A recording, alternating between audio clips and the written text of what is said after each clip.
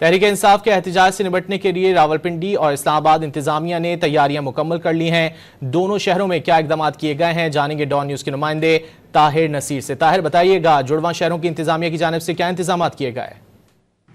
जी बिल्कुल, देखिए पाकिस्तान तहरीक इंसाफ की जानिब से आज एहतजाज की कॉल दी गई और इस हवाले से रावलपिंडी इस्लामाबाद की इंतजामिया ने तमाम तर इंतजामात मुकम्मल कर लिए हैं। इस वक्त में जुड़वा शहरों के जंक्शन फैदाबाद के मकाम पे मौजूद हूँ। मेरे कब में आप देख सकते हैं कि ट्रैफिक की आमदोरफ्त बहाल है। इस्लामाबाद एक्सप्रेस हाईवे हो गया या मेन मरी रोड हो गया, जहाँ पे कंटेनर्स लगाए गए थे वहाँ से कंटेनर्स हटा दिए गए हैं और तमाम शाहराहें ट्रैफिक के लिए खोल दी गई हैं। अगर हम रावलपिंडी की बात करते हैं तो रावलपिंडी पुलिस की जानिब से 4000 सिक्योरिटी एहलकार तैनात किए गए और इस तरह इस्लामाबाद में भी तकरीबन 10,000 के करीब नफरी लगाई गई है। जो दीगर अजला से नफरी आई है वो इससे अलग है।